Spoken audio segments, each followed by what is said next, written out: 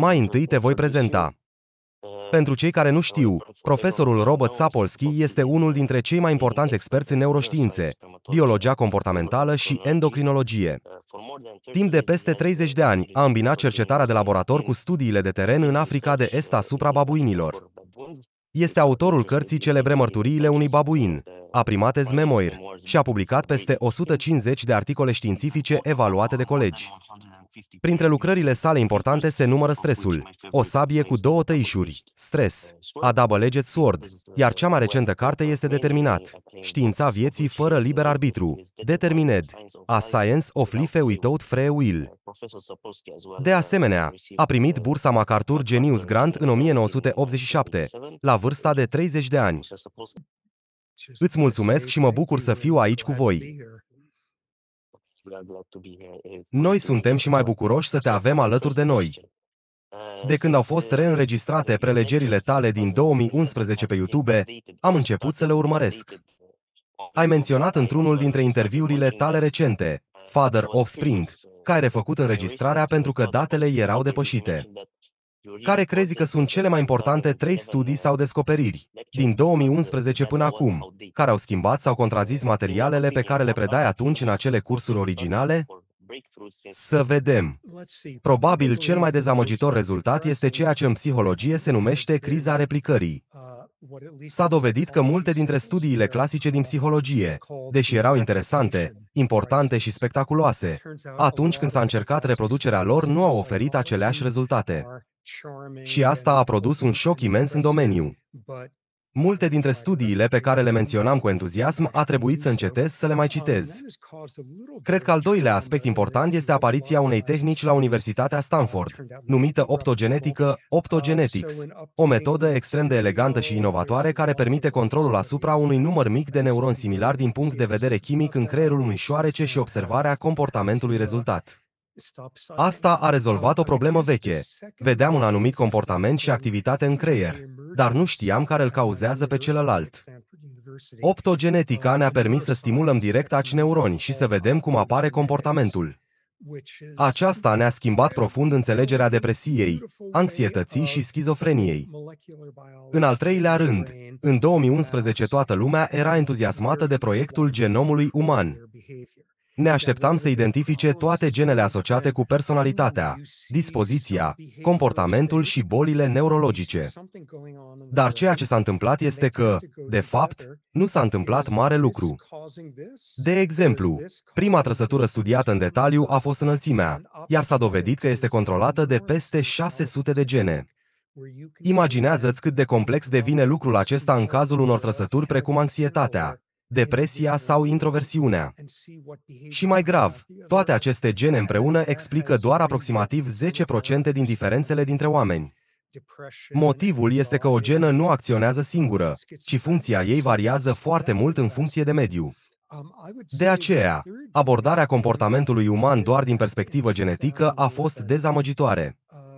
Dar, pe de altă parte, pentru neuroștiințe lucrurile au devenit și mai interesante, pentru că am învățat că genele și mediul nu pot fi separate, ci sunt profund interconectate. Îmi amintesc că ai menționat că genele sunt extrem de complexe.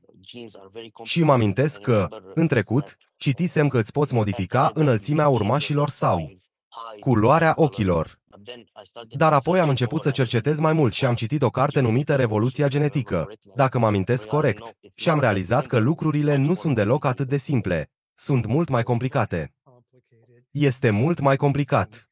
Și asta este un lucru bun, pentru că dacă ar fi fost ușor de făcut, ai fi văzut oameni care își proiectează copiii după criterii terifiante. Unele dintre noile tehnici moleculare, precum CRISPR, probabil cea mai revoluționară dintre ele, dacă ar fi fost simple, ar fi existat deja bebeluși proiectați după tot felul de standarde înfricoșătoare. Din fericire, nu este atât de simplu și sperăm să nu devină vreodată. E bine că natura păstrează un rol major în această ecuație.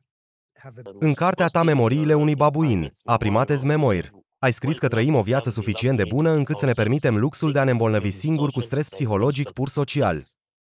Aceasta se leagă de descrierea lui Joseph Henrich a populațiilor weird, occidentale, educate, industrializate, bogate și democratice, ca fiind cele mai neobișnuite de pe pământ. O analiză ulterioară a studiilor din 2021 a constatat că 93% dintre participanții în psihologie încă provin din aceste societăți, iar 61% sunt din Statele Unite. Așadar, dacă înțelegerea noastră a naturii umane este construită pe un eșantion atât de atipic, putem vorbi cu adevărat despre o natură umană? Și cum ar arăta modelul nostru dacă am pornit din societăți non-weird, precum păstorii din Mongolia sau vânătorii din Amazon? Nu există ceva ce se poate numi natura umană la singular, ci mai degrabă naturități umane multiple. Acestea diferă radical în funcție de contexte sociale și culturale. Înseamnă că nu există o singură natură umană, ci ea variază în funcție de factori genetici, neuronali, dar și de societate, cultură și toate acestea împreună. Un exemplu la care m-am referit într-unul dintre episoadele noastre recente este fenomenul judecătorilor înfometați. Cu cât oamenii sunt mai flămânzi și a trecut mai mult timp de la ultima masă, cu atât devin mai puțin generoși. Donează mai puțin bani pentru caritate în experimente, sunt mai predispuși să trișeze într-un joc. Creierul pur și simplu rămâne fără energie pentru empatie. Dar există o excepție fascinantă, un context în care, cu cât oamenii sunt mai flămânzi, cu atât devin mai generoși și iertători.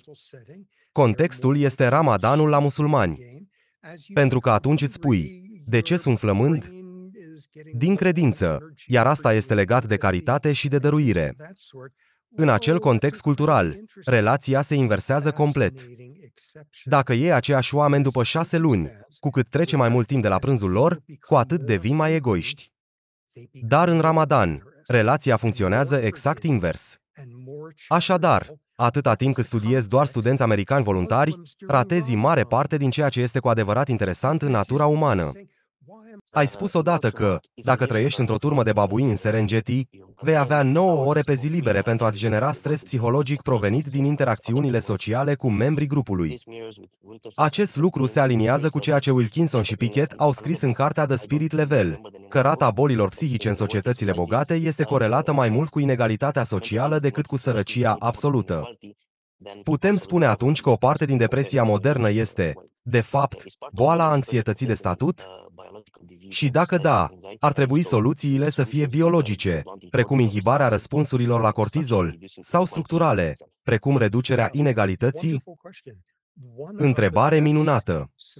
Unul dintre cei mai buni indicatori, la nivel social, a incidenței depresiei este simplu, statutul socioeconomic. În fiecare țară occidentală studiată, cu cât ești mai sărac, cu atât este mai probabil să suferi de depresie clinică. Asta are perfect sens, pentru că depresia este o boală a stresului psihologic. Îți frânge voința. Și ce este stresul psihologic? Este lipsa de control, lipsa de predictibilitate, lipsa de supape de descărcare, lipsa de sprijin social. Și cu cât ești mai sărac, cu atât ai mai puțin control, mai puțină predictibilitate, mai puține supape, mai puțin sprijin. Are perfect sens. Așadar, ajungem la partea întrebării tale. Cum putem trata asta?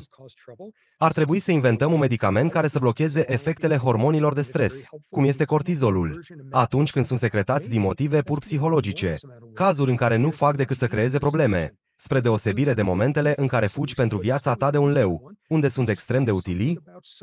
Putem crea o astfel de versiune de medicație? Poate, dar ar fi o muncă imensă.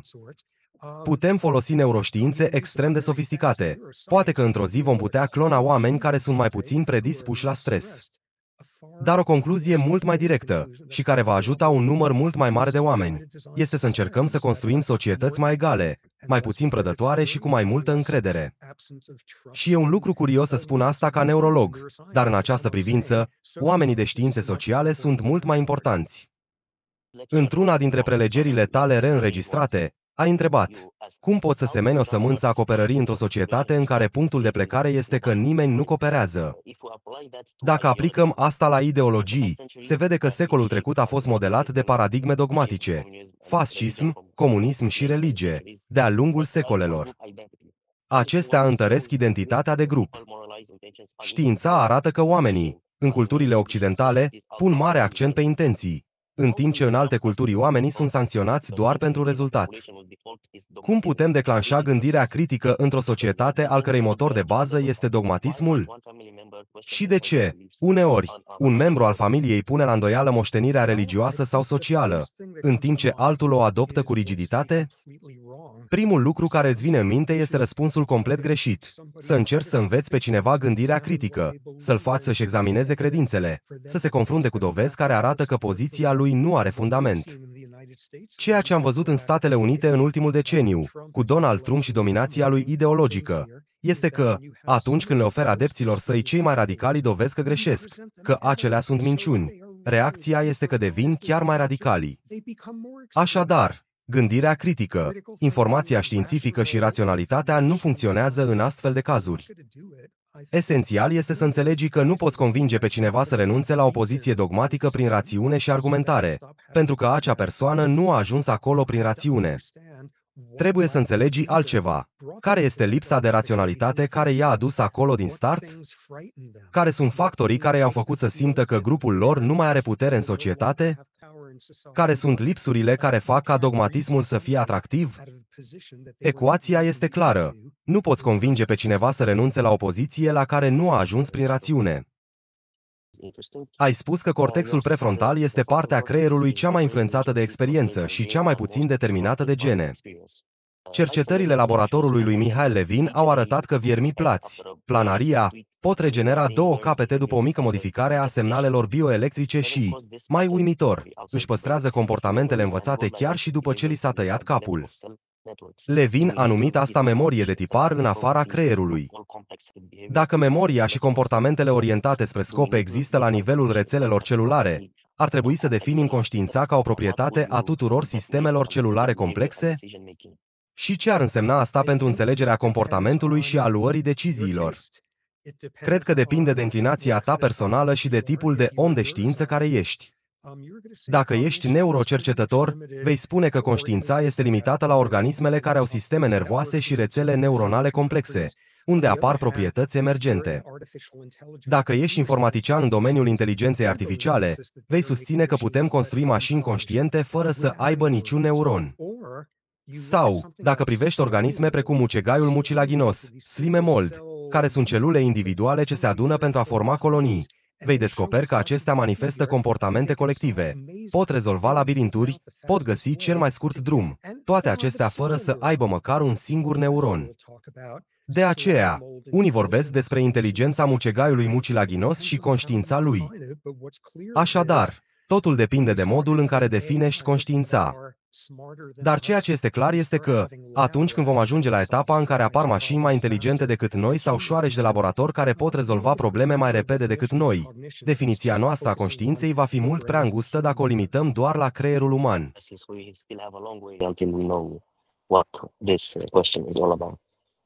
Mr. Sapolsky, or Professor Sapolsky, thank you very much for your time. It's been an honor. Do you write any books right now? Any book you're writing? I might be starting one, but I'm guessing it's going to take years and years, so I'm afraid to say a word about it. Well, hopefully one day I can read it. Thank you again for your time. It has been an honor. See you soon, I guess. Thank you.